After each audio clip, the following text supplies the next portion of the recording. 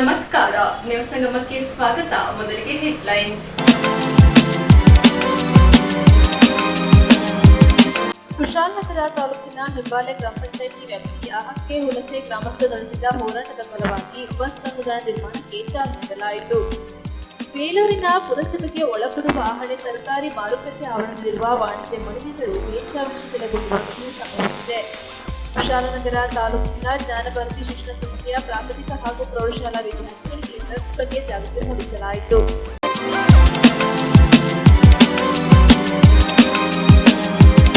ಕುಶಾಲನಗರ ತಾಲೂಕಿನ ಜ್ಞಾನಭಾರತಿ ಶಿಕ್ಷಣ ಸಂಸ್ಥೆಯ ಪ್ರಾಥಮಿಕ ಹಾಗೂ ಪ್ರೌಢಶಾಲಾ ವಿದ್ಯಾರ್ಥಿಗಳಿಗೆ ಡ್ರಗ್ಸ್ ಬಗ್ಗೆ ಜಾಗೃತಿ ಮೂಡಿಸಲಾಯಿತು. ಡ್ರಗ್ಸ್ ಮುಕ್ತ ಕರ್ನಾಟಕ ಅಭಿಯಾನದ ಜನಜಾಗೃತಿ ರಥಯಾತ್ರೆಯು ಕೊಡಗು ಜಿಲ್ಲೆಯ ಕುಶಾಲನಗರ ತಾಲೂಕಿನ ಜ್ಞಾನಭಾರತಿ ಶಿಕ್ಷಣ ಸಂಸ್ಥೆಯ ಪ್ರಾಥಮಿಕ ಹಾಗೂ ಪ್ರೌಢಶಾಲಾ ವಿದ್ಯಾರ್ಥಿಗಳಿಗೆ ಡ್ರಗ್ಸ್ ಬಗ್ಗೆ ಜಾಗೃತಿ ಮೂಡಿಸಲಾಯಿತು. ಇದೇ ಸಂದರ್ಭ ಕುಶಾಲನಗರ ಲಯನ್ಸ್ ಕ್ಲಬ್ ಮತ್ತು ಸಂಸ್ಥೆಯ ಶಿಕ್ಷಕರಿಂದ ಉಪಸ್ಥಿತರಿದ್ದರು. ಕರ್ನಾಟಕ ಮಾಡುವಂತಹ ಒಂದು ಅವೇರ್ನೆಸ್ ಪ್ರೋಗ್ರಾಮ್, ಜಾಗೃತಿಯನ್ನು ಮೂಡಿಸುವಂತದ್ದು. ಎಲ್ಲ ಶಾಲಾ ಕಾಲೇಜುಗಳಿಗೆ ಪ್ರವಾಸವನ್ನು ಮಾಡ್ತಾ ನಾವೀಗ ನಿಮ್ಮ ಕುಶಾಲನಗರಕ್ಕೆ ಬಂದಿದ್ದೇವೆ. ಸೊ ನಿಮ್ ಕುಶಾಲನಗರದಲ್ಲಿ ನಮ್ಮ ಈ ಕಾರ್ಯಕ್ರಮ ಇರ್ತದೆ. ಈ ಕಾರ್ಯಕ್ರಮವನ್ನ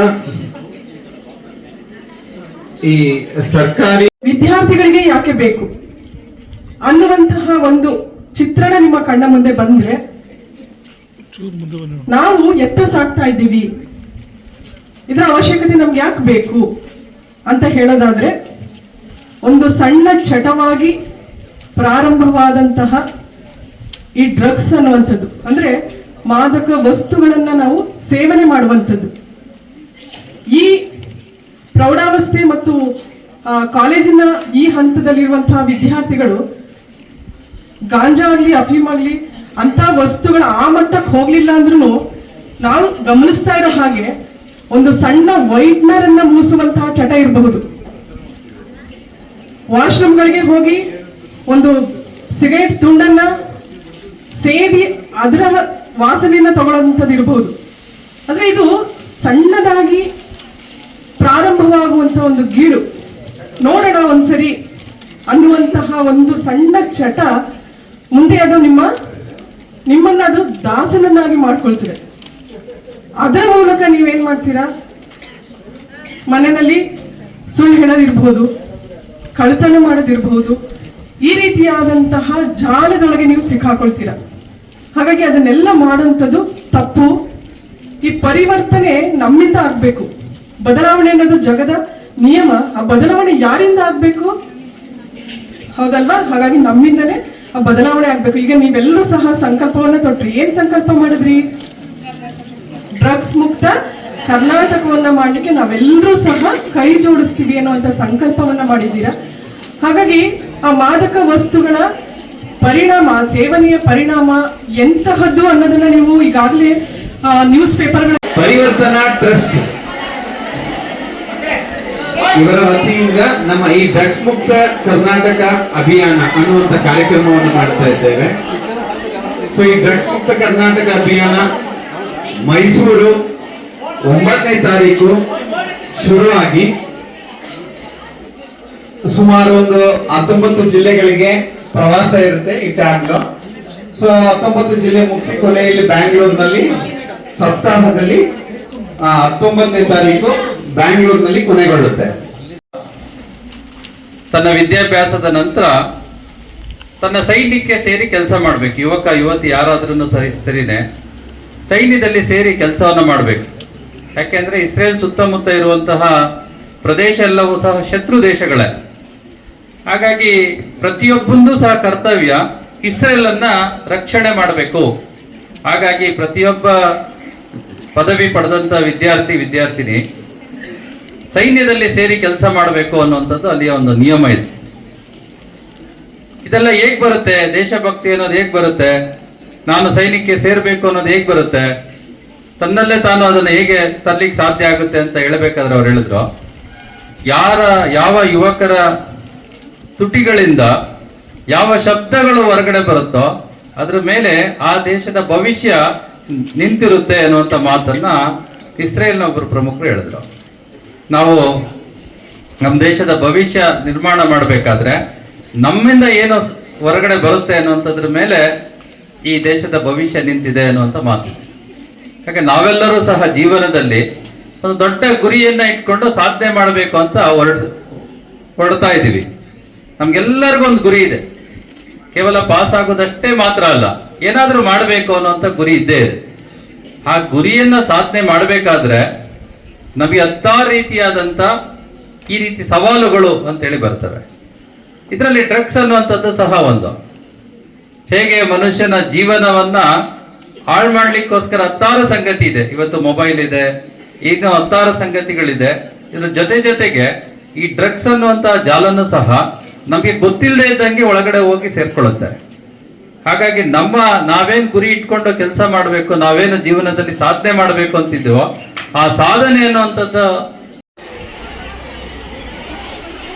ಪರಿವರ್ತನಾ ಟ್ರಸ್ಟ್ ಬೆಂಗಳೂರು ಇದರ ಸಹಯೋಗದಲ್ಲಿ ಇವತ್ತು ರಾಜ್ಯಾದ್ಯಂತ ಒಂದು ಡ್ರಗ್ಸ್ ಮುಕ್ತ ಕರ್ನಾಟಕ ಅಭಿಯಾನವನ್ನು ಈ ಒಂದು ರಥಯಾತ್ರೆಯನ್ನು ಪ್ರಾರಂಭ ಮಾಡಲಿದ್ದು, ಕಳೆದ ಒಂದು ವಾರದ ಹಿಂದೆ 9ನೇ ತಾರೀಕು ಮೈಸೂರಿನ JK ಮೈದಾನದಲ್ಲಿ ಪ್ರಾರಂಭಗೊಂಡಂಥ ಈ ಒಂದು ರಥಯಾತ್ರೆ ರೆವಿನ್ಯೂ ಜಿಲ್ಲೆಗಳು ಹಾಗೂ ತಾಲೂಕು ಕೇಂದ್ರಗಳು ಹಾಗೂ ಶಾಲಾ ಕಾಲೇಜುಗಳಿಗೆ ಹೋಗಿ ತಲುಪಿ ಅಲ್ಲಿ ಹೆಚ್ಚಾಗಿ ಯುವ ಸಮುದಾಯವನ್ನು, ಯುವ ಪೀಳಿಗೆಯನ್ನು, ಯುವತಿಯರನ್ನು ಈ ರೀತಿಯ ಒಂದು ಜಾಗೃತಿಯ ಆಂದೋಲನ ಕಾರ್ಯಕ್ರಮವನ್ನು ಮಾಡಿ ಆ ಒಂದು ಯುವ ಸಮುದಾಯಕ್ಕೆ ಮುಂದಿನ ಭವಿಷ್ಯವನ್ನು ಕಟ್ಟಬೇಕು, ರಾಷ್ಟ್ರವನ್ನು ಕಟ್ಟಬೇಕು, ಸಮಾಜದಲ್ಲಿ ಒಳ್ಳೆಯ ನಡವಳಿಕೆಯನ್ನು ಪಡೆದುಕೊಂಡು ಉತ್ತಮ ವ್ಯಕ್ತಿಯಾಗಿರಬೇಕು ಅನ್ನುವಂಥ ಒಂದು ಯೋಜನೆಯನ್ನು ಇಟ್ಟುಕೊಂಡು ಈ ಒಂದು ರಥಯಾತ್ರೆ ಅನೇಕ ಯುವ ಸಮುದಾಯಕ್ಕೆ ಒಂದು ಒಳ್ಳೆಯ ಸಂದೇಶವನ್ನು ಕೊಡಬೇಕು, ಅವರ ಮನದಲ್ಲಿ ಕೂಡ ಜಾಗೃತಿಯನ್ನು ಬರಬೇಕು ಅಂತ ಹೇಳುವುದಕ್ಕಾಗಿ ಮೊನ್ನೆಯಷ್ಟೇ ಚಾಮರಾಜನಗರ, ಮೈಸೂರು ಗ್ರಾಮಾಂತರ, ಹುಣಸೂರು, ಪಿರಿಯಾಪಟ್ಟಣ ಮುಗಿಸಿ ನಿನ್ನೆ ಗೋಣಿಕೊಪ್ಪ, ಇವತ್ತು ಕುಶಾಲನಗರ, ಇದಾದ ನಂತರ ಮಧ್ಯಾಹ್ನ 2 ಗಂಟೆಗೆ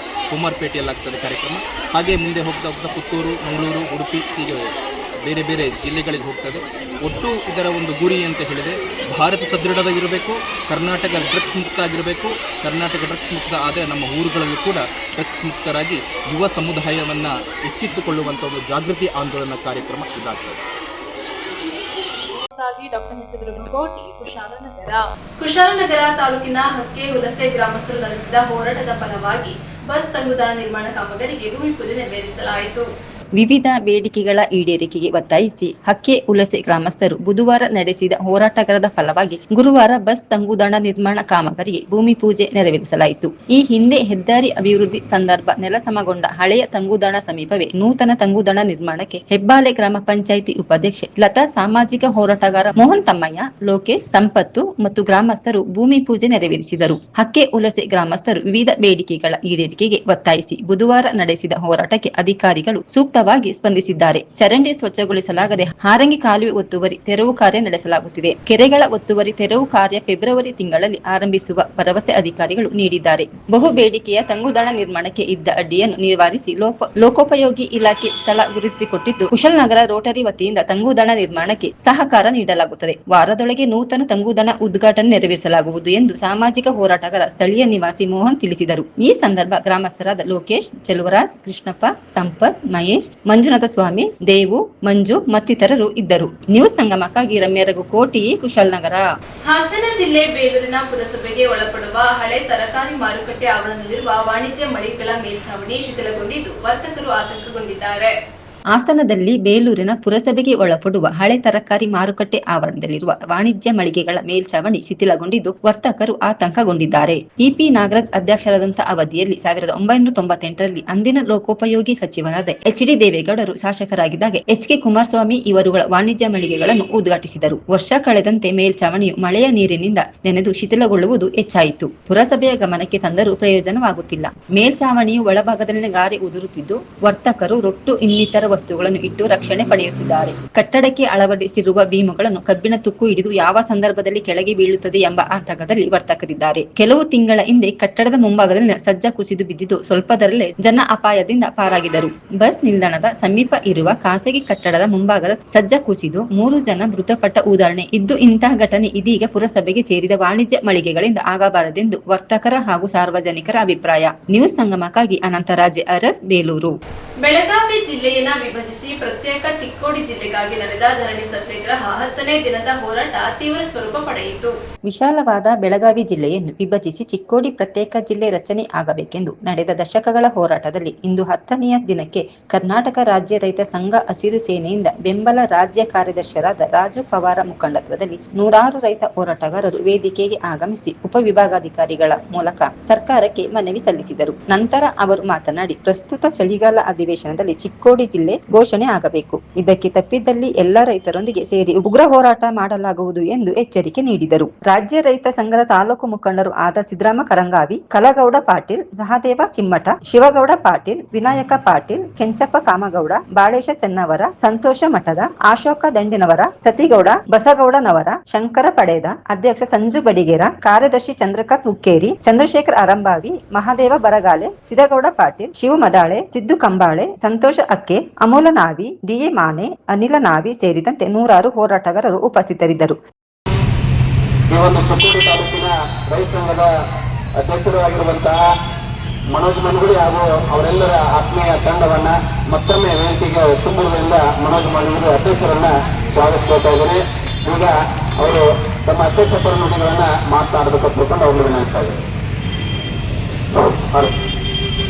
ಕರ್ನಾಟಕ ರಾಜ್ಯ ರೈತ ಸಂಘಕ್ಕೆ, ಹಸಿರು ಸೇನೆಗೆ, ಚಿಕ್ಕೋಡಿ ಜಿಲ್ಲಾ ಹೋರಾಟ ಸಮಿತಿಗೆ, ಎಲ್ಲ ಕನ್ನಡಪರ ಸಂಘಟನೆಗಳಿಗೆ ಇವತ್ತಿನ ದಿನ ಚಿಕ್ಕೋಡಿ ಜಿಲ್ಲೆ ಆಗಬೇಕಂತ ಏನಿವತ್ತು ಇಲ್ಲಿ ಬಸವಪುರ ಸರ್ಕಲ್ನಲ್ಲಿ ನಿರಂತರವಾಗಿ 8 ದಿನಗಳಿಂದ ಹೋರಾಟವನ್ನು ನಡೆಸಿಕೊಂಡು ಬಂದಿರತಕ್ಕಂಥ ಚಿಕ್ಕೋಡಿ ಜಿಲ್ಲಾ ಹೋರಾಟ ಸಮಿತಿಯವರು ಹಾಗೂ ಇನ್ನೂರು ಎಲ್ಲ ಕನ್ನಡಪರ ಸಂಘಟನೆಯರು ಇವತ್ತು ಸುಮಾರು 40 ವರ್ಷಗಳಿಂದ ಚಿಕ್ಕೋಡಿ ಜಿಲ್ಲೆ ಆಗಬೇಕಂತ ಎಲ್ಲ ಸಂಘಟನೆಗಳು 40 ವರ್ಷಗಳಿಂದ ಕೇಳ್ಕೊತ ಇದ್ದೇವೆ. ಆದರೆ ಇಲ್ಲಿವರೆಗೂ ಯಾವುದೇ ರಾಜಕಾರಣಿಗಳಾಗಲಿ, ಶಾಸಕರಾಗಲಿ, ಸಂಸದರಾಗಲಿ, ಈ ಭಾಗದ ಉಸ್ತುವಾರಿಗಳಾಗಲಿ ಈ ಬದ್ದಲ ಯಾರು ಯೋಚನೆಗೆ ಮಾಡ್ತಾ ಇಲ್ಲ. ಈಗ ಇವತ್ತಿನ ಈ ಅಧಿವೇಶನ ನಡೆಯುತ್ತೆ. ಈ ಅಧಿವೇಶನದಾಗ ಎಲ್ಲರೇ ಚಿಕ್ಕೋಡಿ ಜಿಲ್ಲಾ ಘೋಷಣೆ ಮಾಡದೆ ಹೋದ್ರೆ ಮುಂದಿನ ದಿನಮಾನಗಳಾಗ ಈ ಚಿಕ್ಕೋಡಿ ಜಿಲ್ಲೆಯಾದಂತ ಒಂದು ಸುಮಾರು 9 ತಾಲೂಕುಗಳು ಬರ್ತಾವ. ಆ 9 ತಾಲೂಕಿನಾಗ ಎಲ್ಲ ನಮ್ಮ ರೈತ ಸಂಘಟನೆಗಳು ಈಗ 2 ವರ್ಷನಾಗ ಈ ಅಧಿವೇಶನದಾಗ ಎಲ್ಲರೇ ಜಿಲ್ಲಾ ಮಾಡದೆ ಹೋದ್ರೆ ಎಲ್ಲ ತಾಲೂಕು ಹಾಗೂ ಗ್ರಾಮಗಳಲ್ಲಿ ಎಲ್ಲ ಹಳ್ಳಿಗಳಾಗ ರೈತ ಸಂಘ ಹೋರಾಟ ಮಾಡಬೇಕಾಗ್ತದೆ. ಆ ದೃಷ್ಟಿಯಿಂದ ರೈತರ ಪರವಾಗಿ ಕೇಳ್ಕೊತಾ ಇದ್ರೆ ಇವತ್ತು ನಾಳೆ ಚಿಕ್ಕೋಡಿ ಜಿಲ್ಲಾ ಘೋಷಣೆ ಆಗಲೇಬೇಕಂತ ಕೇಳ್ಕೊತಾ ಇದ್ದೀನಿ. ಮುಂದಿನ ದಿನಗಳಲ್ಲಿ ಉಗ್ರವಾದ ಹೋರಾಟವನ್ನ ಮಾಡಬೇಕಾಗ್ತದೆ.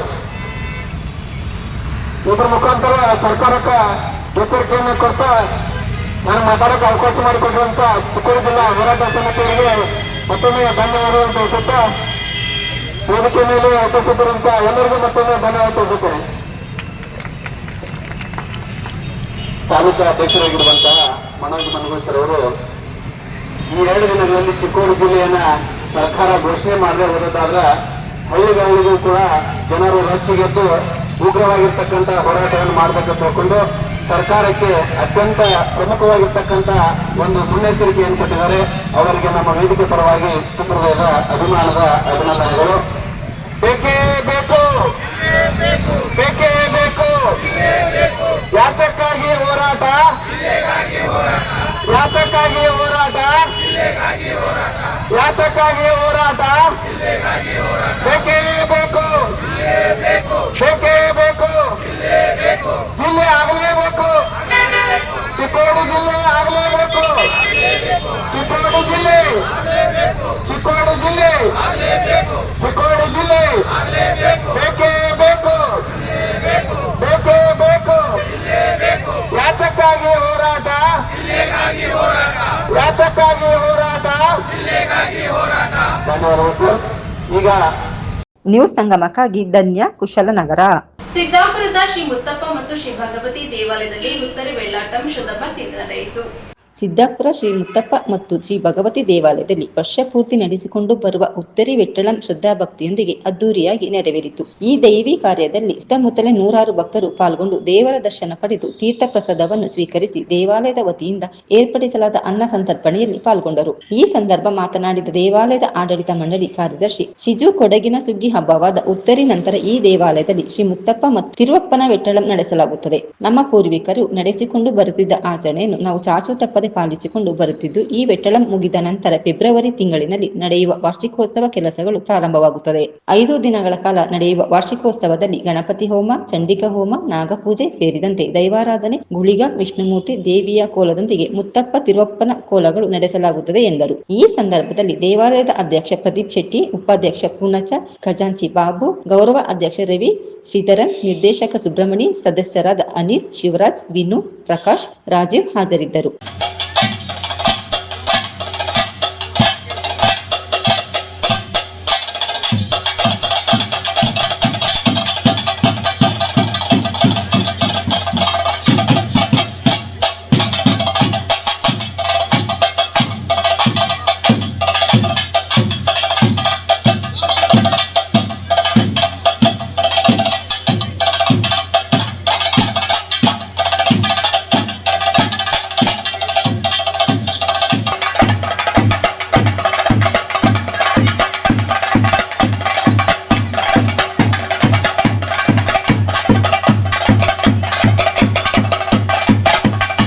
ನ್ಯೂಸ್ ಸಂಗಮಕ್ಕಾಗಿ ಡಾಕ್ಟರ್ ಎಚ್.ಎಂ. ರಘುಕೋಟಿ, ಕುಶಾಲನಗರ.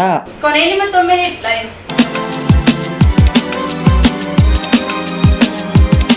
ಕುಶಾಲನಗರ ತಾಲೂಕಿನ ಹೆಬ್ಬಾಲೆ ಗ್ರಾಮ ಪಂಚಾಯಿತಿ ವ್ಯಾಪ್ತಿಯ ಹಕ್ಕೆ ಹುಲಸೆ ಗ್ರಾಮಸ್ಥರು ನಡೆಸಿದ ಹೋರಾಟದ ಫಲವಾಗಿ ಬಸ್ ತಂಗುದಾಣ ನಿರ್ಮಾಣಕ್ಕೆ ಚಾಲನೆ ನೀಡಲಾಯಿತು.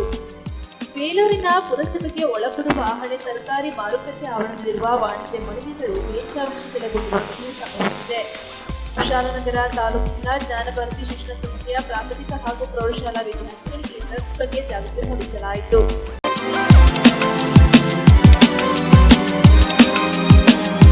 ಇಲ್ಲಿಗೆ ನ್ಯೂಸ್ ಸಂಗಮ ಮುಕ್ತಾಯವಾಯಿತು. ಸುದ್ದಿ ಮಾಹಿತಿ ಮನೋರಂಜನೆಗಾಗಿ ನೋಡ್ತಾ ಇರಿ ಸಂಗಮ ಟಿವಿ. ವದನೆಗಳೊಂದಿಗೆ ಸುಪ್ರೀತಾ ಎಲ್ಎನ್.